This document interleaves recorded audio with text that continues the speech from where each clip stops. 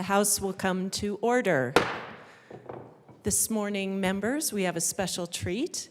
Nicole Cates will be singing the Black National Anthem, and she is the cousin of Representative English. Good morning. Lift every voice and sing till earth and heaven ring, ring with the harmonies of liberty. Let our rejoicing rise high as the glistening skies. Let us resound loud as a rolling sea. Sing a song full of the faith that the dark past has brought us. Sing a song full of the hope that the present has brought us, facing the rising sun of our new day begun. Let us march on till victory is won.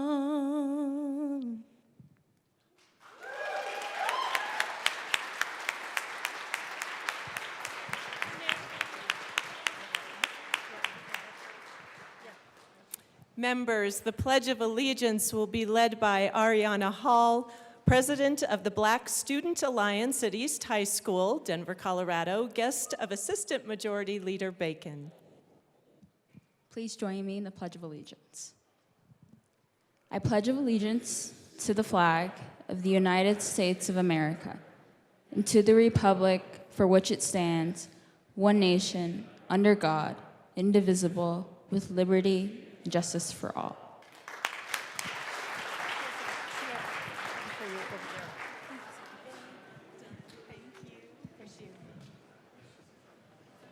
Mr. Schiebel, please call the roll. Representatives Amabile, Armagost, Bacon, Byrd, Bockenfeld, Here. Basenecker, Bottoms, Bradfield, Bradley, Brown, Catlin, Clifford, Doherty, DeGraff, Degree Kennedy, Speaker Pro Tem Degree Kennedy, Excused. Duran, English, Epps, Here. Evans, Frizzell, Froelich, Garcia, Hamrick, he's here, Hartsook, Hernandez, Herod, Holtorf, Judah, Joseph, Kip, Leader, Lindsay, Linstead is excused, Luck is excused, Lukens, Lynch, Mabry, Marshall, Martinez, Marvin, Morrow, McCormick, McLaughlin is excused, Ortiz, Representative Ortiz, Excused. Parenti, Puglisi, Ricks, Rutanel, Sirota, Snyder, Soper, Story, Rep Story, Taggart, Titone, Valdez A, Velasco, Present. Vigil, Weinberg, Weissman, Wilford, Wilson, Winter, Woodrow, Young, and Madam Speaker. Here.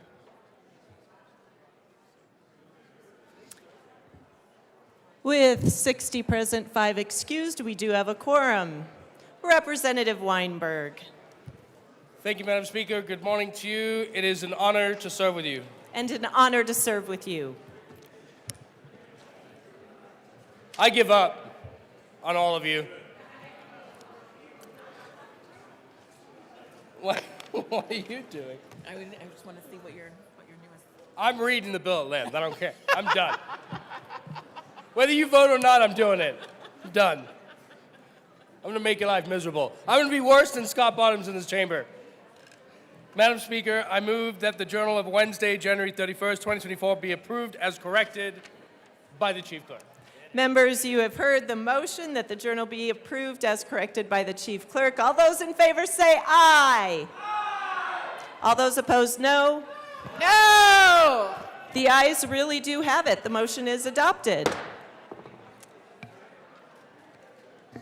Members, we have a resolution this morning.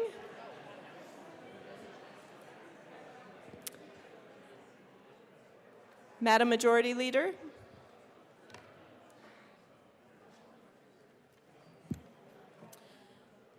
Thank you, Madam Speaker. I move to proceed out of order for consideration of resolutions.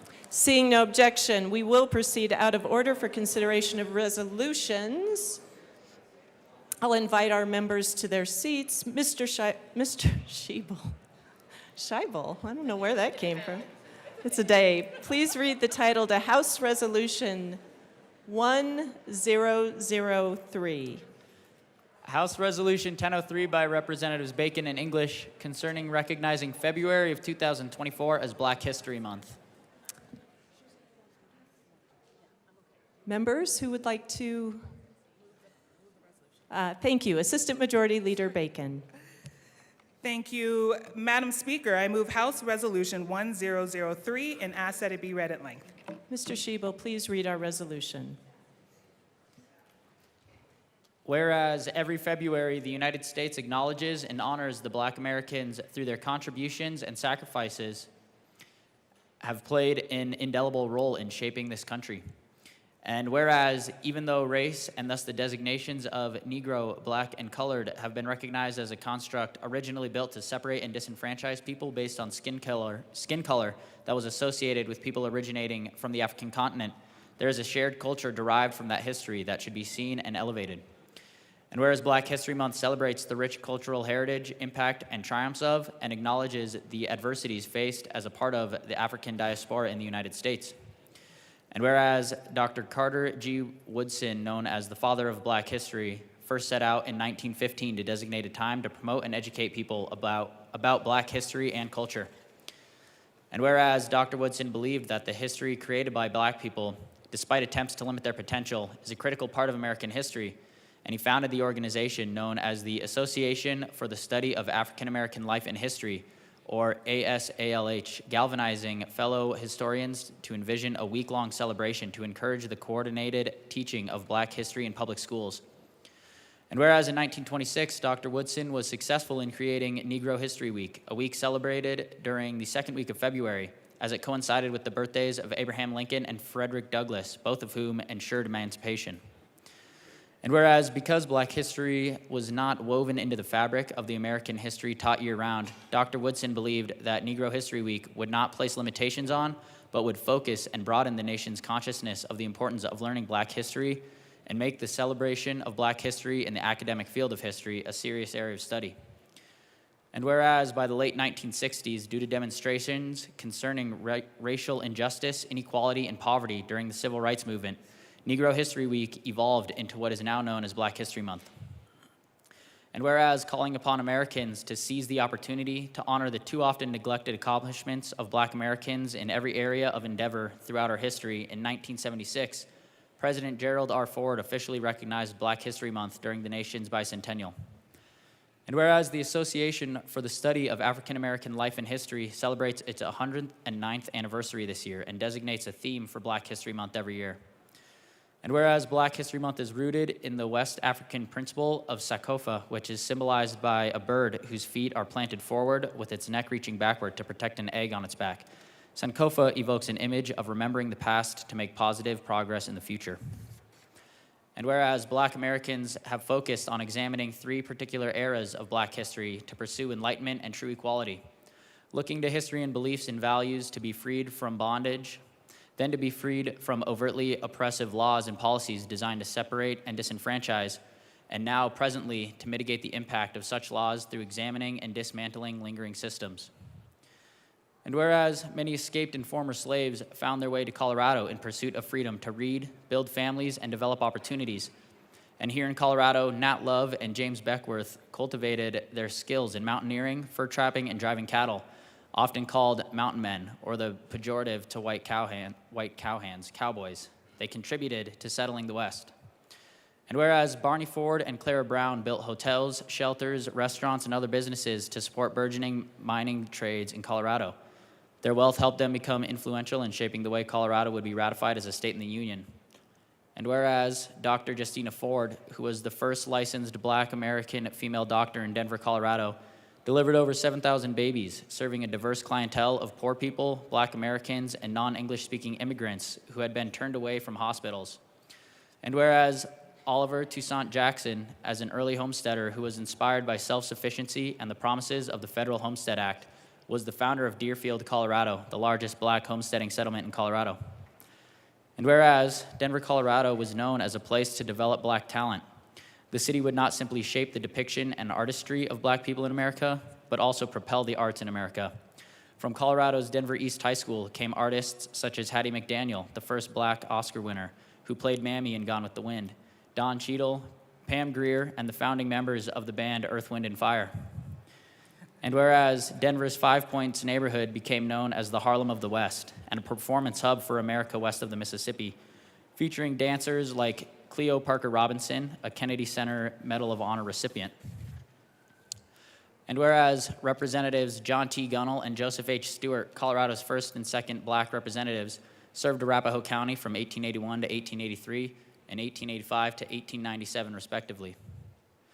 And whereas in the General Assembly, Representative Gunnell chaired the Committee on Federal Relations, was a member of the Committee on Elections and Apportionment, as well as a member of the Penitentiary Committee, and sponsored House Bill 57, which concerned tenants at will or monthly renters, and was introduced on January 15, 1881.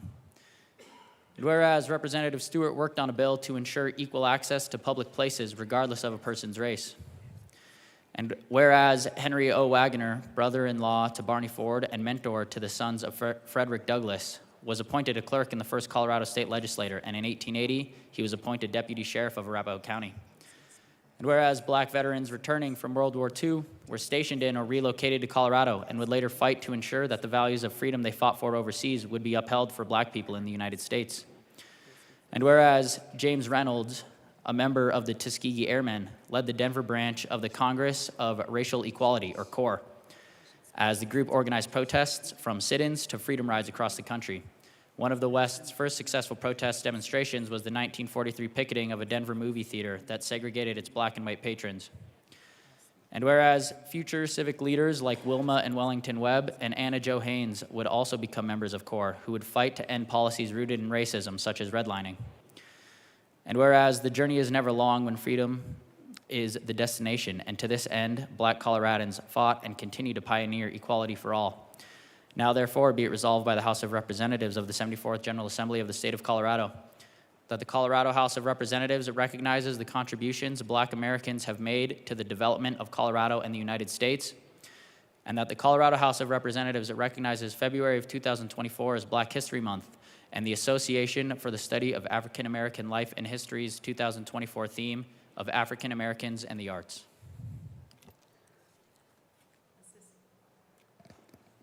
Assistant Majority Leader Bacon. Thank you, members. Thank you for standing. You can go ahead and have a seat. We are honored to be able to represent not only members of the Black and African American communities, but to be able to bring this resolution to you this year. Every year, we usually have the opportunity to speak throughout Black History Month just to share some facts. And as you heard, it is nationally recognized as a month-long holiday, as recognized in the late 70s by President Ford. But before that, almost actually 109 years ago, we celebrated the first Negro History Week that was really inspired by a man named Carter G. Woodson. And if you've never heard of him, please look him up, as he was such a scholar and advocate that Black Americans be able to be included in American history, and particularly at the turn of the century in the early 1900s. And so I'd just like to add, a few of my colleagues would speak. This is a resolution, and we, if folks want to be able to share, we invite them up to speak. But I just wanted to share on a few things that you may have heard in the resolution. First, we recognize as African Americans our unique history in this country. As being separated from the continent, we had to build our own cultures. And while we, had individual languages, individual ideals and hopes, given the name and nomenclature of being Negro or Black forced upon us a collective identity, even though we're people from many tribes and many different countries. And from that, we were able to build a unique culture that we hope to be able to share with you across this month. You will hear about our service with veterans next week. You'll hear about our food through Soul Food. And high five to anybody who loves gumbo. Thank you ahead of time. And then you're going to hear about our contribution to the arts. And so we really love to celebrate our collective culture that may have come out of the deepest tragedies while also being able to elevate who we are as individuals. And that is the highlight of Black History Month. Each of our generations, though, have had different challenges. We are 7 generations away from slavery. And so the first challenge was to free ourselves of the bondage. And then it was to free ourselves of laws and policies. And now our generation, even though we have progressed through that time, is to confront the outcomes. Because what's happened if you've had 300 years of laws that separate? We need to now serve a purpose of truly getting us to where we want to go. There's a phrase in the resolution that says the journey's never long when freedom is the destination. And that phrase you can find on the side of the tour buses of Robben Island in the Southern Cape in Cape Town, where Nelson Mandela was jailed. And so we wanted to note that our progression is critical, but our culture is also something that serves as a reflection to this country on reaching the ideals of the words that we committed to on paper. And so now I'd like to invite anybody else who would like to share.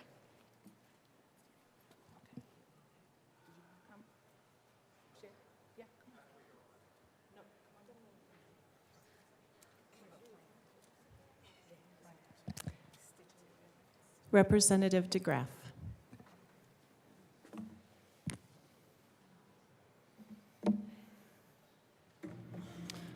Thank you, Madam Speaker. I'm afraid you're not going to probably like the way this is going, but I think it's important. I would love to sign on to this resolution with an opportunity to address my concerns instead of seeing this resolution late last night. Perhaps I could.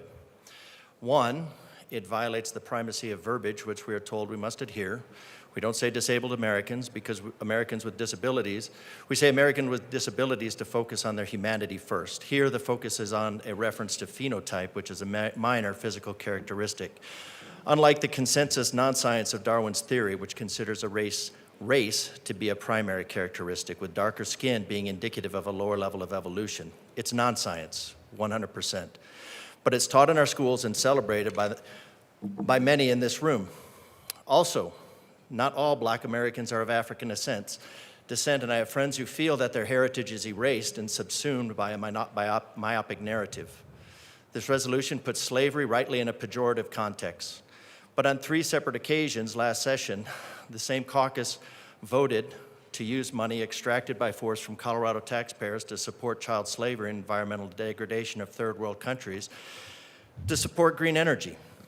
It's difficult to stand against slavery with someone standing for it.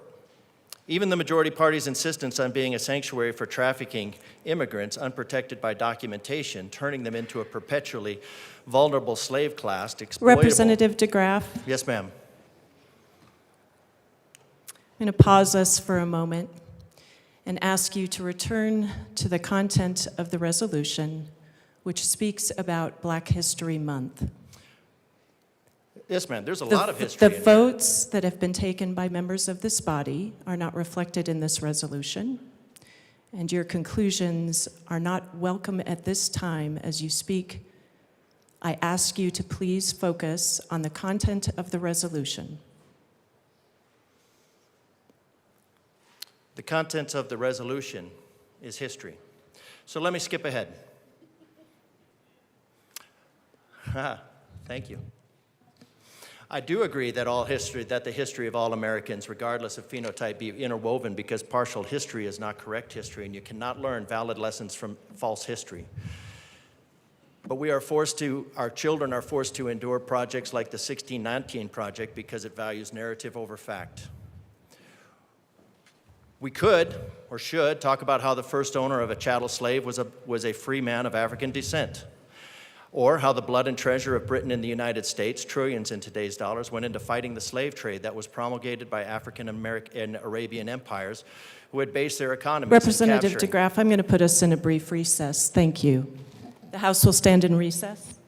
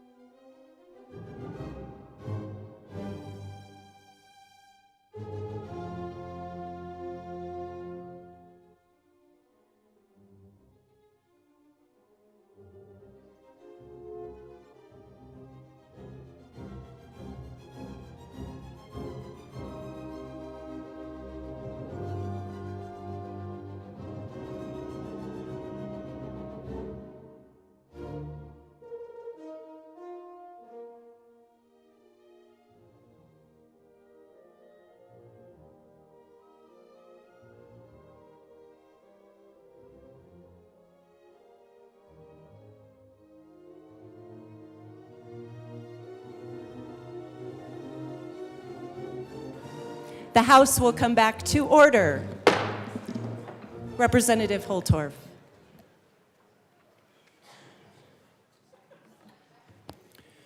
Thank you, Madam Speaker. Thank you to all the guests here, my African American guests who have come, my colleagues on both sides of the aisle. Senator James Coleman and I had a very wonderful discussion this morning about this resolution. And I want everybody to know that I'm honored to serve with my African American and Middle Eastern colleagues in support of this resolution. We must understand, and I had the privilege of serving in the military, and we must understand that the military experience probably frames this and references this in a very, very eloquent way, because we recognize every February in the military, in the Department of Defense, many months, but February is always African American month, and rightfully so. And this resolution supports that. I had the privilege of being a faculty member in the Commanding General Staff College at Fort Leavenworth. I served as a reserve instructor, and then I was an area coordinator for a 5-state region.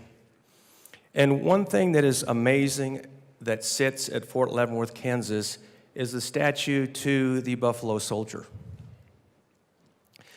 It is a beautiful artistic recognition of the contributions of African Americans to service to their country, the United States of America. These soldiers served in the Civil War, most of them,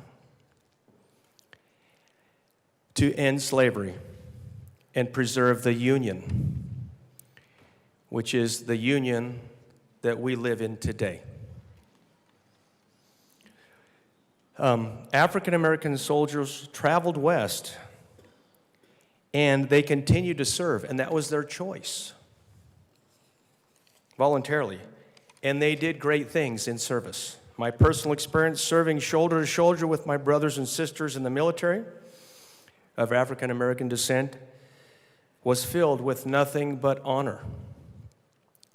They should be proud of their service, as all Americans are proud of their service. In our service, we did not recognize the color of our skin. We only recognized that we were Americans. And we served to defend the Constitution of the United States, because we were brothers and sisters in arms, irregardless of where we came from, who we were, or our backgrounds. So my colleagues and I, for the most part, stand in whole support of this resolution. Thank you, Madam Speaker, for the opportunity to make that declaration. Representative Mabry.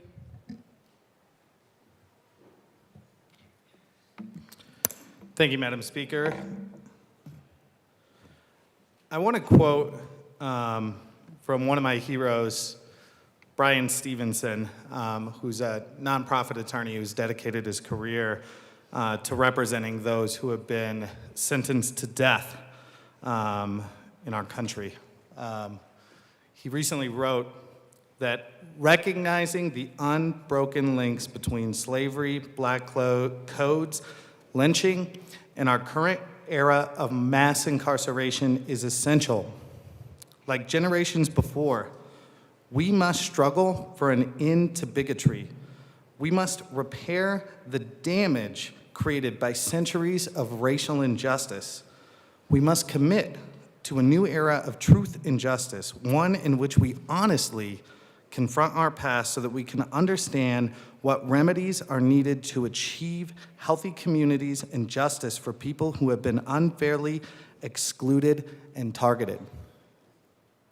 I believe what Black History Month is about, in part, is our nation's acknowledgement of the 400 years of injustice that haunt us.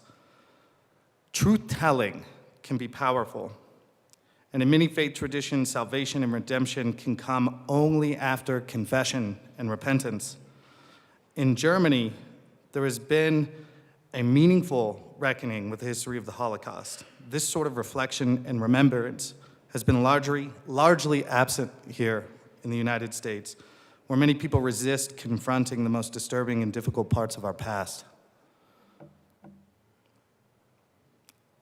As long as we deny the legacy of slavery and avoid this commitment, we will fail to overcome the racially biased and punitive systems of control that have become serious barriers to freedom in this country. It is tempting for some to believe otherwise, but we have much work to do. Thank you, Representative Mabry. Members, again, we are focused on Black History Month. I believe we have a few more members.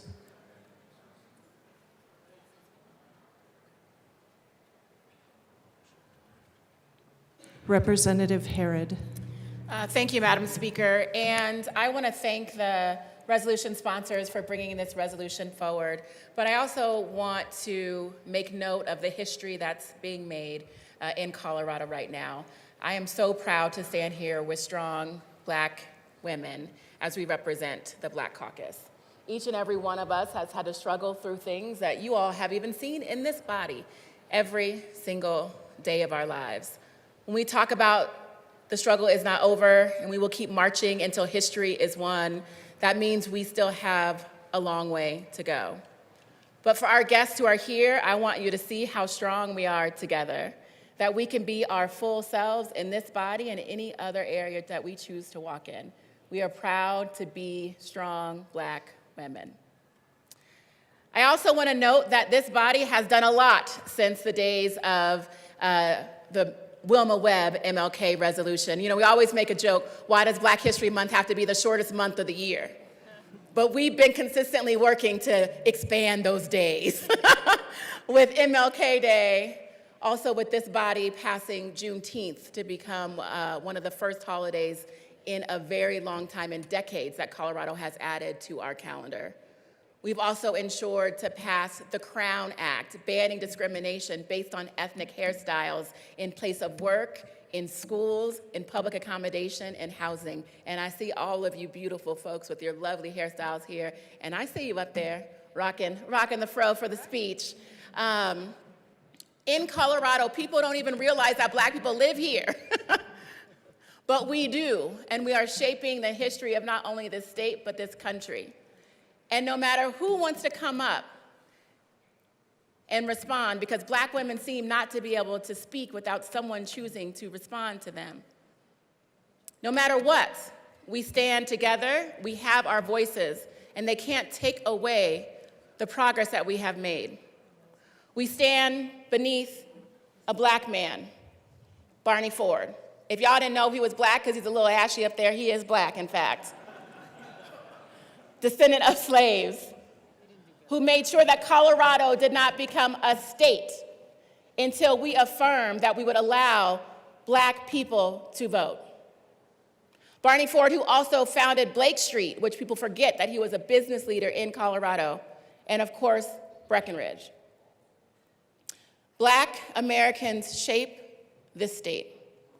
Colorado would not be Colorado without us. And I'm proud to stand in support of this resolution, and I'm also proud to stand with other members of the Black Caucus as we continue to shape history and ensure that the March for Freedom continues on. Thank you. Thank you, members. Representative English. Thank you, Madam Speaker. Colleagues, today as we stand on the threshold of Black History Month, we gather not just to celebrate a month, but to acknowledge and uplift a rich, enduring legacy that is woven intricately into the fabric of our nation. This moment is a reflection of our ongoing journey towards equality, recognition, and empowerment. As the first Black woman to represent House District 17 in the Colorado House of Representatives, I am both humbled and emboldened by the responsibility that rests on my shoulders. My presence here is a testament to the progress we have made, but more importantly, It is a beacon of hope for the miles we have yet to travel on the road to true equality. Black History Month is a time to honor the triumphs and struggles of African Americans throughout U.S. history.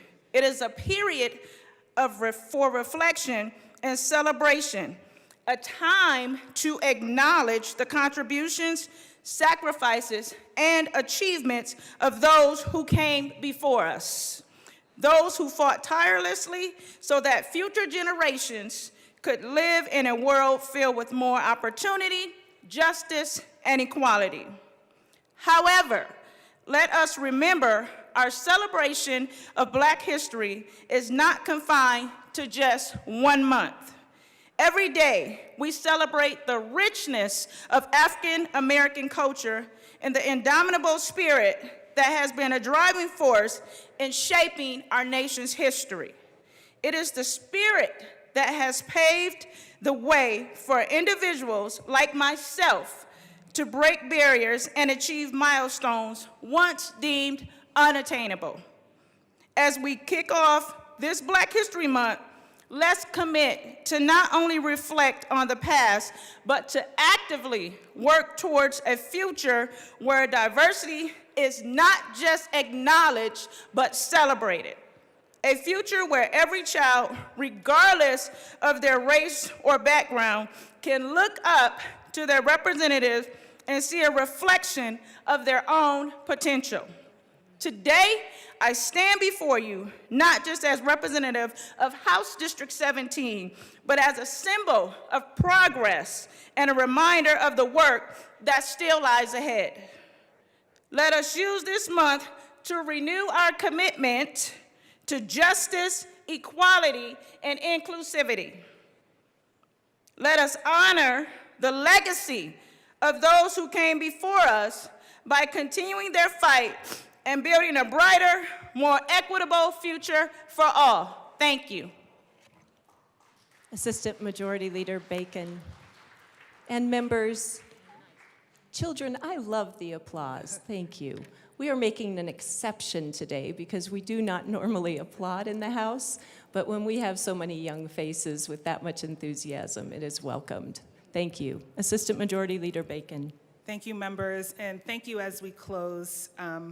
We enthusiastically urge an aye vote in recognition of this honored, celebrated season that our country has recognized for such a while. I just want to quickly also say I want to acknowledge the folks that came to help us celebrate today. We heard the Black National Anthem sung, but we also have students with us today from the Black Student Alliance at East High School.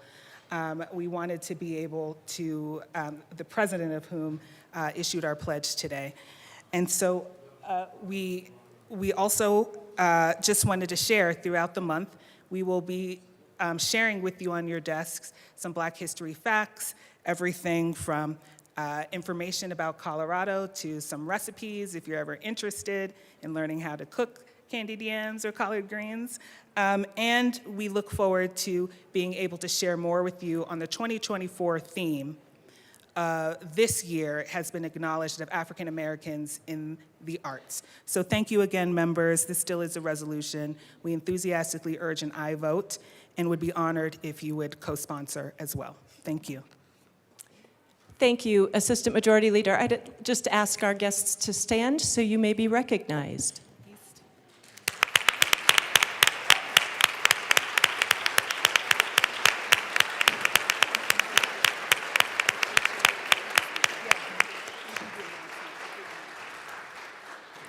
Thank you, members. Seeing no further discussion, the motion before us is the adoption of House Resolution 1003.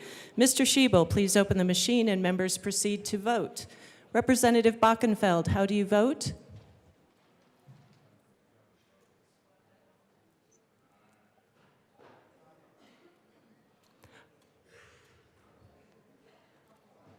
Representative Bockenfeld, how do you vote? Yes. Representative Bockenfeld votes yes. Representative Velasco, how do you vote? Yes. Representative Velasco votes yes. Representative Ortiz, how do you vote? Yes. Representative Ortiz votes yes. Representative Epps, how do you vote? Yes. Representative Epps votes yes.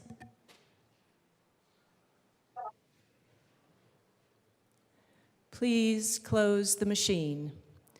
With 60 aye, 1 no, 4 excused, House Resolution 1003 is adopted. Co-sponsors.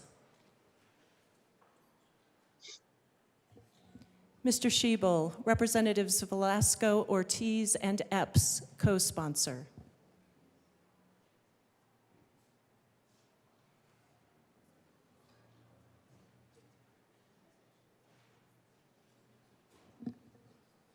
Please close the machine.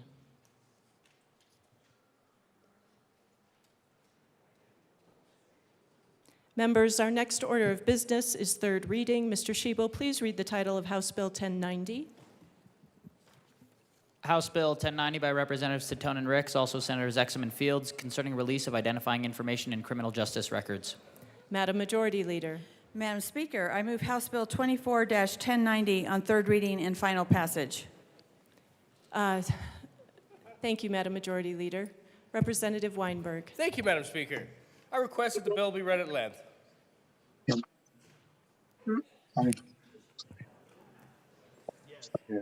That is a proper request.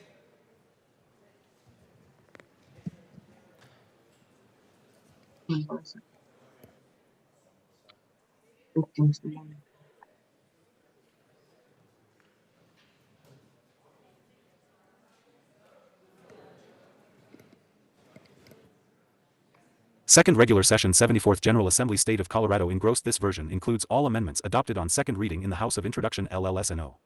24 to 924.01 Anna Petrini X 5497 House Bill 24 to 1090. House Committees Senate Committees Judiciary. A Bill for an Act. 101 concerning release of identifying information in criminal. 102 Justice Records. Bill Summary. Note, this summary applies to this bill as introduced and does not reflect any amendments that may be subsequently adopted. If this bill passes third reading in the House of Introduction, a bill summary that applies to the re-engrossed version of this bill will be available at http://leg.colorado.gov. Subject to limited exceptions, current law requires that a victim's name and identifying information be deleted from criminal justice records released to the public if the person was a victim of certain sexual offenses. The bill permits the release of unredacted records to the named victim or victim's designee. Subject to limited exceptions, current law requires that a Child's House amended second reading January 29, 2024. House sponsorship Titten and Ricks, Weissman. Senate sponsorship Exum and Fields. Shading denotes House amendment. Double underlining denotes Senate amendment. Capital letters or bold and italic numbers indicate new material to be added to existing law. Dashes through the words or numbers indicate deletions from existing law. Thank you, Madam Speaker. My threats of the journal are correct. And I will continue to read bills at length if you do not vote tomorrow to confirm the journal. I withdraw my motion. Thank you, Representative Weinberg. I think we were lost on the joke.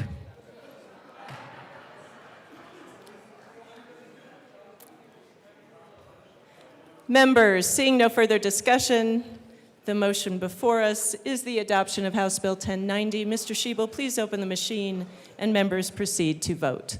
Representative Bachenfeld, how do you vote?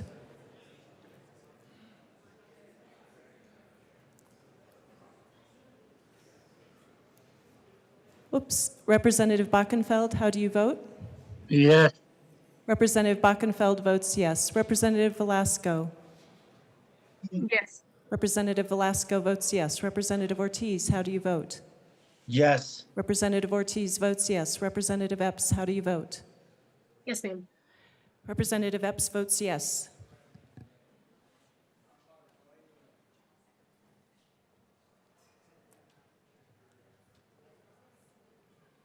Please close the machine. With 57 aye, 4 no, and 4 excused, House Bill 1090 is adopted. Co-sponsors.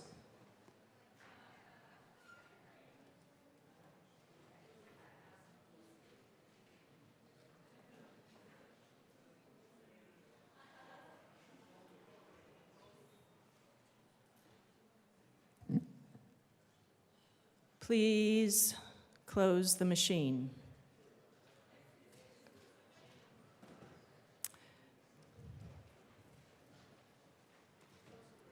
Madam Majority Leader.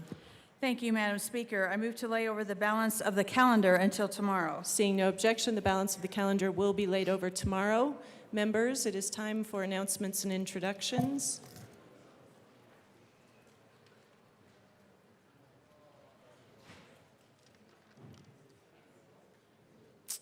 Representative Harrod. Thank you, Madam Speaker. Good morning, colleagues. I want to remind you of an event taking place this evening, and I hope you'll join me and many other colleagues who plan to attend. This evening, the Colorado Society of Anesthesiologists and Colorado Radiological Society are hosting their annual legislative reception. It'll take place tonight at 5:30 at the Art Hotel on the 4th floor. And just as a little side note, my brother is an anesthesiologist, and we are so proud of you, Dr. Marcus Harrod. I'd also like to tell you a bit about the folks you'll be meeting tonight. The Colorado Radiological Society is a membership group of radiologists, residents, and fellows who provide educational materials, communications to the entire radiology community across the state. The Colorado Society of Anesthesiologists is a physician organization committed to patient safety, educational advancement, and providing the best possible anesthesia care to our patients. It is the mission of the Colorado Society of Anesthesiologists to advance and further both patient safety and the practice of anesthesiology in Colorado through education, representation, and advocacy for the anesthesiologists of Colorado.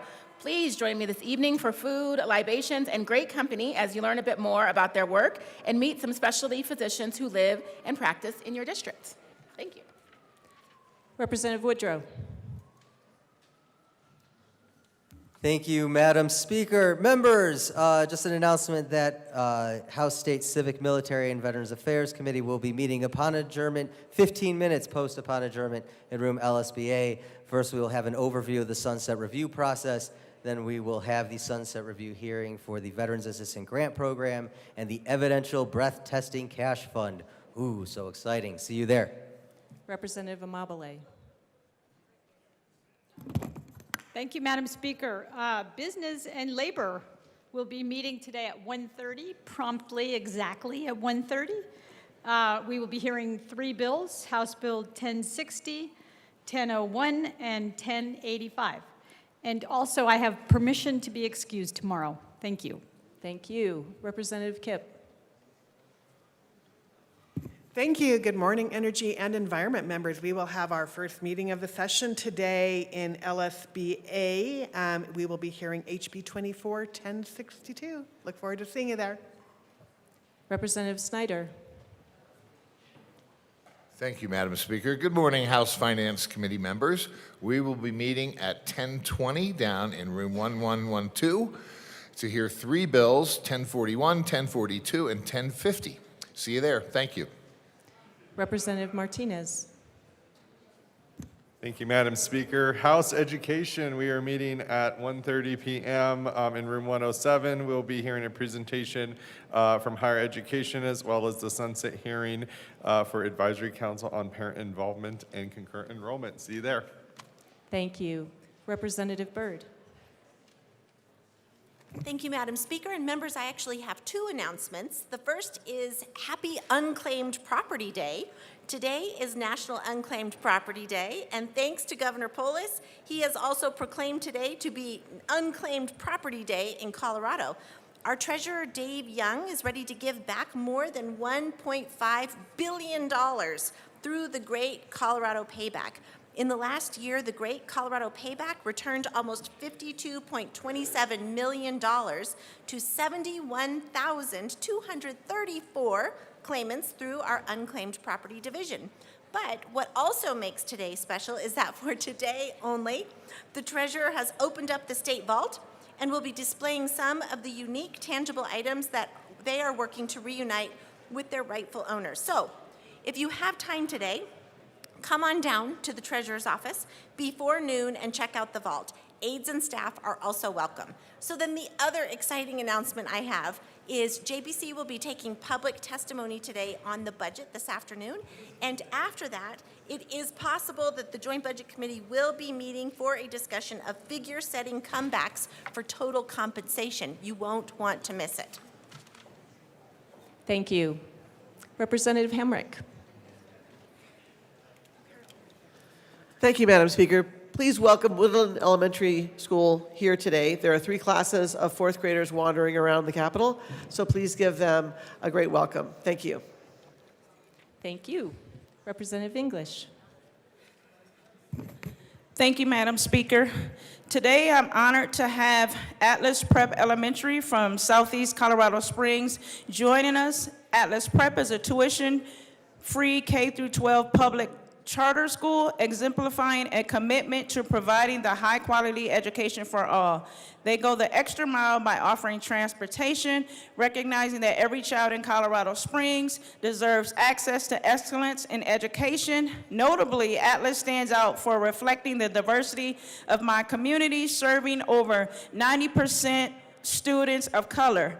Their dedication to inclusivity is a beacon for my house district. Let's extend a warm welcome to these young scholars and fine educators who have journeyed to Denver to share their passion for education and contribute to our collective commitment to fostering a brighter future for every child in Colorado Springs. As we celebrate the start of Black History Month, the presence of Atlas reminds us of the importance of equitable education for all, setting the stage for meaningful discussions and actions in support all public schools and students they serve.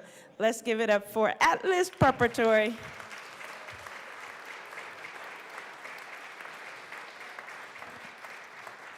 Representative Garcia. Members, I have bad news for all of you. I will be absent tomorrow. Don't miss me too much. I'm not sure we're going to approve that, Representative Garcia. Representative Lynch. Thank you, Madam Speaker. I actually have 2 announcements as well, not to be outdone by the good Representative Byrd.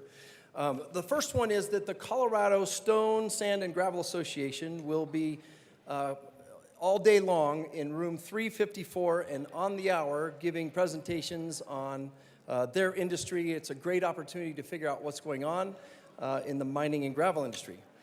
Announcement 2, I'm super excited that Liberty Common High School is joining us here today as part of a bunch of other charter schools as well. These kids have a unique opportunity in that their class is taught by a former congressman.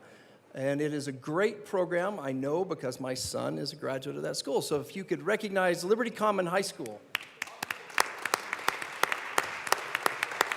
Thank you, Representative Lynch.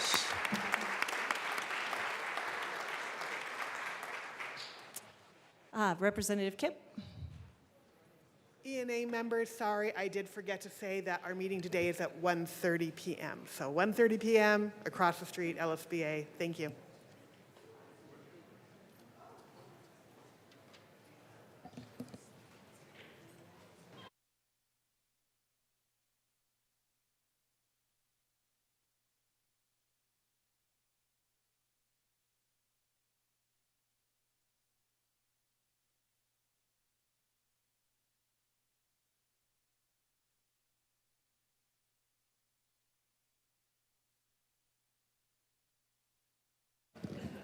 Thank you, members.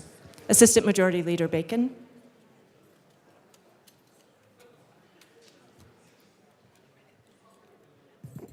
Sorry, Representative Ricks. Thank you, Madam Chair. Members, just wanted to let you know that this weekend, February 3rd, is going to be the 3rd annual celebration of Black businesses in Aurora. It's going to be at the Hyatt Hotel at 6 p.m. All of you are invited. Please come out and support excellence in Black business, where we recognize women-owned businesses, disruptors, people who are making huge contributions. It's a night of inspiration, a night of great speakers. Mike Johnston, Mayor Mike Johnston will be our guest speaker, and then we also have an ambassador from the African Union who will also be speaking. And so we invite all of you to come out. There's food, fun, networking, and dress to impress. Thank you. Thank you. Representative Judah. Good afternoon, friends. As I mentioned earlier in the prayer, today is World Hijab Day. And I know that World Hijab Day isn't exactly a well-known and widely recognized holiday, but I'm hoping that is quickly changing thanks to the work of the World Hijab Day organization. Today isn't just about honoring Muslim women's rights to choose to wear the hijab, but to elevate the rights of all women around the world. And for Muslim women, the hijab can be a physical embodiment of her rights, her choice, her freedoms, and the elevated status of women in Islam enjoy. I want to be very clear when I say that is what women enjoy in Islam and is not always recognized by everyone. Women everywhere are often faced with discrimination, having to work twice as hard, but it is days like today on World Hijab Day that women can come together and honor what each and every one of us hold true to our identity, to our experience, and to have all of that recognized and respected. I'm honored to be a member of the Black Caucus, and I aspire to have a Muslim History Month, or a month that honors our Muslim neighbors here in Colorado. And I want to make that commitment to Muslims in Colorado to make sure that we see that happen for us here in Colorado. For women everywhere to be unapologetic about our birthright, to enjoy the same rights as men, is important to me as a Muslim, as a legislator, and as a woman. One day, near in the future, I will wear the hijab every day. And just like as I do now, I will always welcome the conversation and questions about Islam. Friends, one of my favorite things about going to Jerusalem is being present with all Jewish, Christian, and Muslim women who all cover for their faith, the dedication to the belief of their faith. What a beautiful display of solidarity among women. And today, on World Hijab Day, regardless of how you identify, we can stand by the shared belief that everyone is created equal.